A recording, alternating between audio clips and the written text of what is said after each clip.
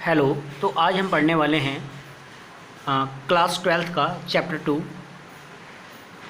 प्रतिलोम त्रिकोणमितीय फलन यानी कि इन्वर्स ट्रिग्नोमेट्रिक फंक्शंस। आज हम पढ़ेंगे ट्रिग्नोमेट्री के इन्वर्स फंक्शन के बारे में। जैसे कि यहाँ पे एक x इक्वल टू ये लिखा है साइन थीटा, ठीक है। x equal to sine theta लिखा है। अगर हम साइन अगर इधर आएगा, अगर हमें थीटा की वैल्यू निकालनी हो तो साइन इधर आएगा, तो ये हो जाएगा sine inverse x equal to क्या हो गया आपका थीटा। तो ये जो होता है इसको बोलते हैं हम साइन इनवर्स x, यानी कि ये जो होते हैं आपके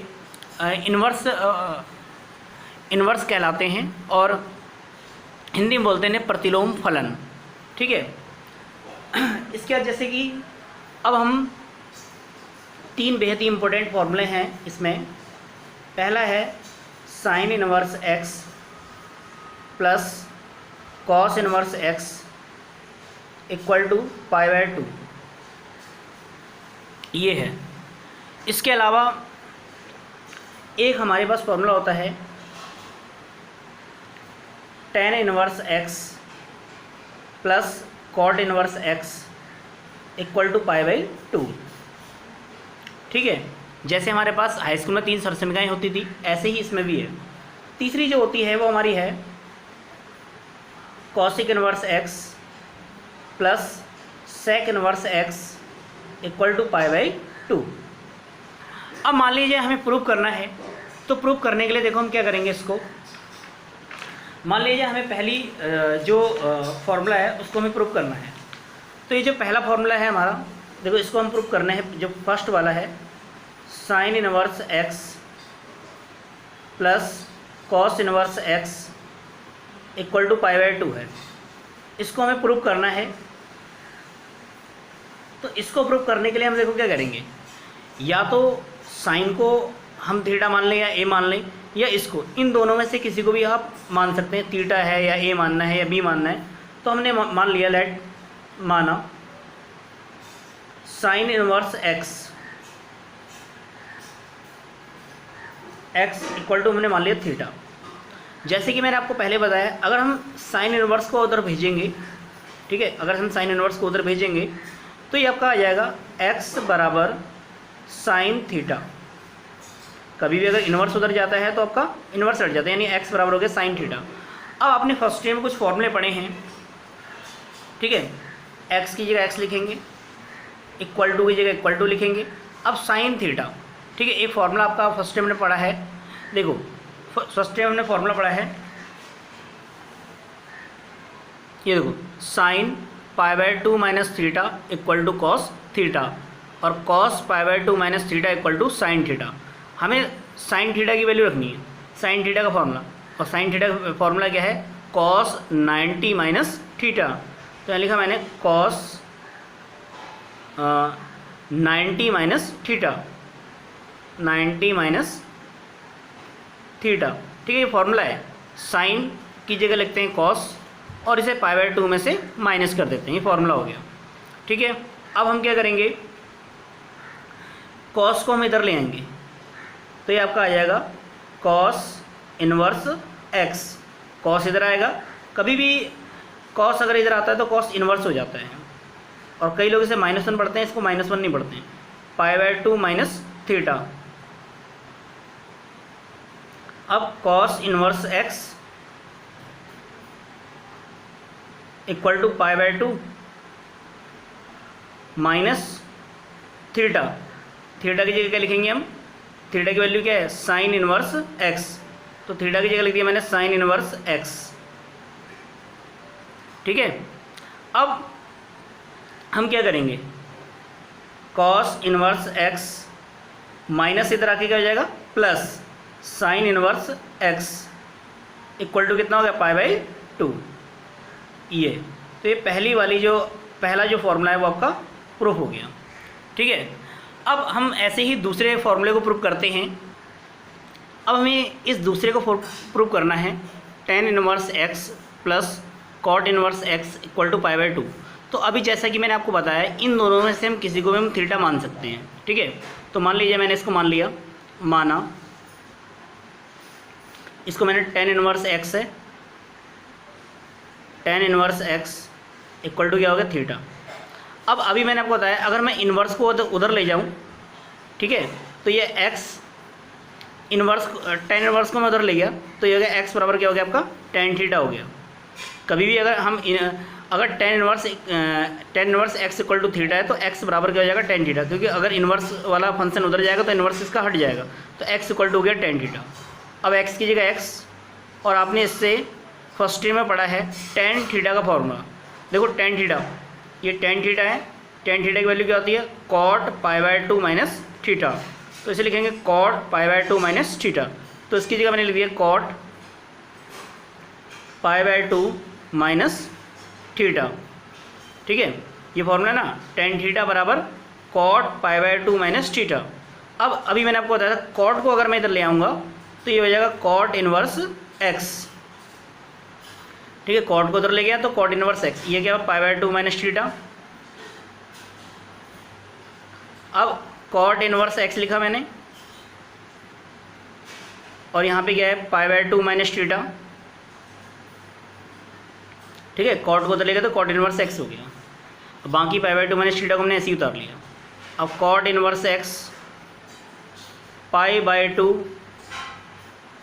माइनस थीटा, थीटा की वैल्यू क्या है tan इनवर्स x, ये ना थीटा बराबर tan इनवर्स x है, तो इसकी जगह मैंने लिख दिया tan इनवर्स x, तो ये आपका आ गया cot इनवर्स x माइनस वाला इधर आके क्या हो जाएगा प्लस tan इनवर्स x, और इक्वल टू क्या है π/2। तो ये दूसरा भी आपका प्रूफ हो गया फॉर्मूला। अब हम तीसरा फॉर्मूला प्रूफ करते हैं।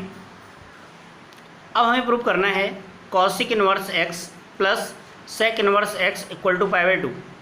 जैसा कि मैंने बताया इन दोनों में से हम किसी को भी हम थीटा मान सकते हैं, तो किसी को भी मान लो, तो मान लीजिए इसको मान लीजिए, चलो हमने माना cosec inverse x equal to कितना थीटा। अब कॉसिक इनवर्स को हम उधर ले जाएंगे तो x equal to cosec theta, ठीक है, कॉसिक को हम उधर ले गए तो ये आ गया। अब x की जगह x लिखा, इक्वल टू की जगह इक्वल टू लिखा। अब कॉसिक थीटा का फॉर्मूला, ठीक है, और आपको पता है ये देखो ये कॉसिक थीटा बराबर आपका क्या होता है, कॉसिक थीटा बराबर क्या, कॉसिक थीटा बराबर होता है सेक π/2 माइनस थीटा। तो इसकी जगह लिखा मैंने सेक π/2 माइनस थीटा, ये फॉर्मूला होता है कॉसिक थीटा बराबर सेक, कॉसिक थीटा की जगह हम ये लिख सकते हैं, ठीक है। तो x इक्वल टू, अब सेक को मैं इधर ले आऊँगा तो ये आपका आ जाएगा सेक इनवर्स x, और ये आएगा π/2 माइनस थीटा। तो sec inverse x π/2 minus theta की वैल्यू क्या है कॉसिक इनवर्स x, तो थीटा की जगह लिख दिया मैंने कॉसिक इनवर्स x ये। अब सेक इनवर्स x, अब माइनस वाला इधर आके क्या हो जाएगा प्लस कॉसिक इनवर्स x, और इक्वल टू कितना है आपका π/2। तो ये तीनों के तीनों फॉर्मूले प्रूव हो गए, और ये तीनों के तीनों बहुत ही इम्पोर्टेंट भी है। अब हम पढ़ेंगे एक्सरसाइज 2.1। देखो इसमें जो पहला जो क्वेश्चन है इसमें हमें मुख्य मान परिसर निकालने हैं, और आपको मुख्य मान परिसर याद करने पड़ेंगे। जो भी आपका आंसर आएगा इस मुख्य मान परिसर के अंतर्गत ही आना चाहिए। जैसे कि साइन इनवर्स का जो मुख्य मान परिसर होता है वो -π/2 से +π/2 तक होता है। कॉस इनवर्स का जो मुख्य मान परिसर होता है वो 0 से π तक होता है, और tan इनवर्स का जो मुख्य मान परिसर होता है -π/2 से +π/2 के बीच में होता है, ठीक है। और कॉसिक इनवर्स का जो मुख्य मान परिसर होता है वो -π/2 और +π/2 के -π/2 से लेकर +π/2 तक होता है, लेकिन इसमें 0 ही होता है। अब इसमें कई जगह यहाँ पे बड़ा ब्रैकेट और छोटा ब्रैकेट लगा हुआ है, कहीं बड़ा है, ये आपने फर्स्ट में पढ़ा होगा, ठीक है। मैं आपको एक बार फिर बताता हूँ क्लोज इंटरवल और ओपन इंटरवल क्या होता है, ठीक है। जैसे एग्जांपल के तौर पे मैं ले रहा हूँ, जैसे कि अगर स्मॉल ब्रैकेट लगा है, अगर ये अगर नेचुरल नंबर्स हैं, ठीक है, ये नेचुरल नंबर्स हैं यानी प्राकृतिक संख्याएं हैं। तो देखो ये छोटे ब्रैकेट का मतलब ये होता, जैसे ये है तो इसका मतलब कि 1 से लेकर 5 तक के बीच की संख्याएं लेनी है। 2 लेंगे, 3 लेंगे और 4 लेंगे, ठीक है। 1 और 5 को नहीं लेना है, छोटे ब्रैकेट में ये होता है। और जो दूसरा इंटरवल होता है, दूसरा अंतराल होता है, तो ये 1 और 5 है। इसका मतलब क्या है कि ये इसमें इसको लेना है, 1 और 5 को भी लेना है। 1, 2, 3, 4 और 5, तो इसमें थोड़ा डिफरेंस है, ठीक है। ये अंतराल होते हैं, अपने फर्स्ट में पढ़े होंगे, ठीक है। अगर छोटा ब्रैकेट है तो इसमें 1 और 5 के बीच की संख्याएं लेते हैं, और अगर बड़ा ब्रैकेट है तो इसमें 1 और 5 को भी लेते हैं और साथ में इसके बीच की संख्याएं भी लेते हैं, ठीक है। अब आपको ये मुख्य मान परिसर आपको याद करने होंगे, ठीक है। अब पहला क्वेश्चन करते हैं। जैसे कि हमें पहला प्रश्न करना है, ये है साइन इनवर्स -1/2, इसका मुख्य मान परिसर निकालना है। और आपको मैंने थोड़ी देर पहले बताया कि जो मुख्य मान परिसर होगा, ठीक है, उसको थोड़ा ध्यान देना है। जैसे कि पहले मैंने साइन इनवर्स लिखा, साइन इनवर्स लिख दिया, और माइनस की जगह माइनस। अब 1/2 साइन में 1/2, ये साइन π/6 की वैल्यू होती है, ठीक है। माइनस को ऐसे ही लिखा मैंने, साइन π/6, ठीक है। अब हमने एक बात देखी, इसको मैंने ऐसे लिख दिया, साइन को ऐसे लिख दिया, साइन इनवर्स को ऐसे लिख दिया, ठीक है। अब हमें ये देखना पड़ेगा कि जो साइन इनवर्स का मुख्य मान परिसर है वो माइनस में भी होता है। तो अब देखो इस माइनस के लिए हम क्या करेंगे, एक फॉर्मूला है फर्स्ट का। देखो साइन -θ बराबर -sin θ, मतलब ये जो साइन के आगे अगर माइनस है तो उसको हम अंदर ले जा सकते हैं, और अगर ये माइनस अंदर है तो उसको हम बाहर ले जा सकते हैं। फॉर्मूला है फर्स्ट का। और एक बात आपको ध्यान रखनी है, अगर साइन में अगर माइनस आएगा, ठीक है, क्योंकि इसमें माइनस वाली वैल्यू है। टेन में अगर माइनस आएगा, ठीक है, माइनस वैल्यू है। और अगर कॉसिक में अगर माइनस आएगा, तो अगर इन तीनों में अगर माइनस की वैल्यू आ रही है तो आप माइनस को हम इन फॉर्मूलों का इस्तेमाल कर लेंगे। देखो साइन -θ -sin θ, ठीक है, टेन इनवर्स ये -tan θ, फिर कॉसिक इनवर्स है, इसमें भी है कॉसिक। ये मेरा कहने का मतलब है कि अगर साइन cos tan में अगर माइनस आएगा तो हम इन फॉर्मूलों का इस्तेमाल कर लेंगे, ठीक है। मतलब कहने का मतलब क्या है कि जैसे ये है, इसको मैंने साइन लिखा और इस माइनस को मैं अंदर ले जा सकता हूँ, -π/6, ठीक है, ये आ गया, ठीक है। ये फॉर्मूला लग गया ना यहाँ पे, ये वाला, ये फॉर्मूला हो गया। ये फॉर्मूला होता है साइन -θ बराबर -sin θ, ये फॉर्मूला होता है, ठीक है। मतलब ये जो अगर बाहर वाला जो माइनस है उसको हम अंदर ले जा सकते हो, ठीक है। तो साइन इनवर्स से साइन हट जाएगा, क्योंकि साइन इनवर्स और साइन हट जाता, क्या बचा -π/6। तो ये इसका मुख्य मान आ गया, ठीक है, मुख्य मान आ गया इसका -π/6, ठीक है। तो अब आपको ये थोड़ा ध्यान रखना है, इसमें किस किस से माइनस को अंदर लेके जाना है, साइन में, कॉसिक में और टेन में। क्यों? क्योंकि इनके माइनस की वैल्यू दे रखी है आपको, बाकी माइनस की वैल्यू नहीं दी है, तो इसलिए हम नहीं लेके जाएंगे, ठीक है। अब जैसे कि दूसरा क्वेश्चन है cos इनवर्स √3/2, जिसमें माइनस ना हो तो उसमें तो कोई दिक्कत ही नहीं है। cos इनवर्स और √3/2 cos में देखेंगे, ठीक है।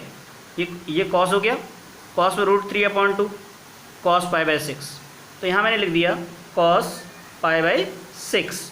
तो cos इनवर्स और cos, ये cos इनवर्स और cos कैंसिल मतलब हट जाते हैं, ये आ गया π/6। तो ये इसका मुख्य मान आ गया, मुख्य मान आ गया π/6, ठीक है। ऐसे इसके लिए करते हैं हम, ठीक है, कॉसिक इनवर्स। हालांकि आपको वैल्यू याद होनी चाहिए, जिसको नहीं याद है इससे पहले वीडियो में कैसे ट्रिग्नोमेट्रिक टेबल बनाते हैं वो बताया है। 2 है कॉसिक में। अब कॉसिक में तो देखो कॉसिक 2, ये भी कॉसिक π/6, तो यहाँ लिख दिया मैंने कॉसिक π/6। अब ये कॉसिक इनवर्स से कॉसिक हट जाएगा, तो इसका जो मुख्य मान आ गया कितना, π/6, ठीक है। अब हम करते हैं चौथा प्रश्न। चौथा प्रश्न है आपका tan इनवर्स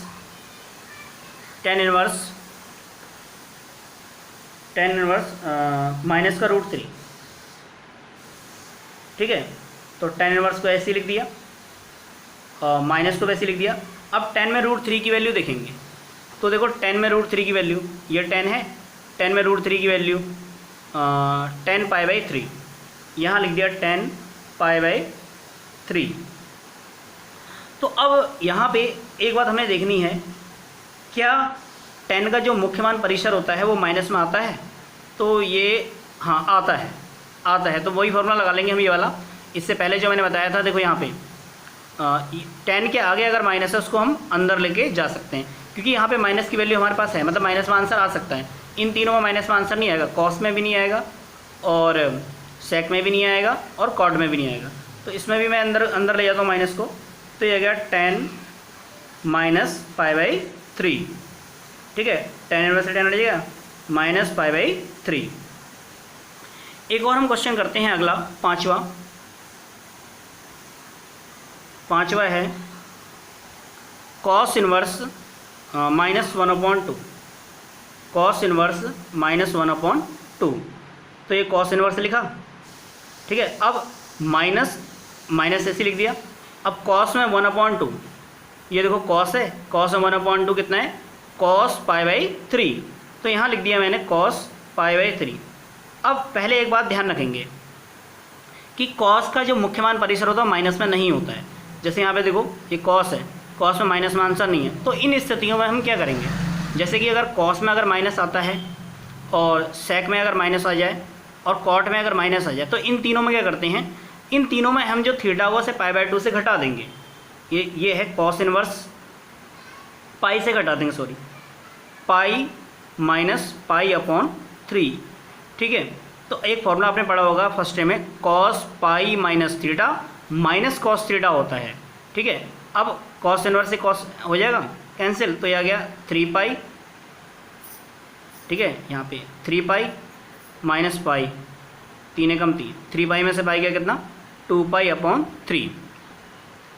तो अब हमें ये क्या दो बातें ध्यान रखनी है कि साइन इनवर्स, टेन इनवर्स और कॉसिक इनवर्स में अगर माइनस आता है तो ये जो माइनस होगा उसको हम अंदर ले जाएंगे, और अगर कॉस में माइनस है नहीं और सेक में भी माइनस नहीं है, कॉट में माइनस नहीं है, तो उसके आंसर को हम π/2 में से माइनस कर देंगे। एक और हम क्वेश्चन करते हैं, यह है क्वेश्चन नंबर 9। ये है कॉस इनवर्स -1/2। तो ये मैंने कॉस इनवर्स लिखा, माइनस लिखा। अब कॉस में 1/2, तो ये कॉस है, कॉस में 1/2 होता है कॉस π/3, ठीक है। कॉस π/3 की वैल्यू कितनी होती है? 1/2। तो लिख दिया कॉस π/3, ठीक है। अब मैंने भी बताया था कि जो कॉस में होता है, कॉस का जो मुख्य मान होता है वो माइनस में नहीं होता है, ठीक है। तो कॉस इनवर्स को ऐसे ही लिखा। तो मैंने क्या बोला, जैसे 3 मान हैं, तो इसमें ये जो 3 मान है, देखो अगर ये कॉस में माइनस में नहीं है, ठीक है, और सेक में माइनस में नहीं है, ठीक है, और कॉट में माइनस में नहीं है, लेकिन अगर इन तीनों में अगर माइनस आता है तो इसके जो थीटा ऐसे पाई में से घटा देंगे, कॉस पाई माइनस π/3। तो कॉस इनवर्स से कॉस हट जाएगा, तो ये आपका आ गया पाई माइनस π/3। तो ये आ गया 3 पाई माइनस 1 पाई/3, 3 में से क्या कितना? 2 पाई/3, ये हो गया।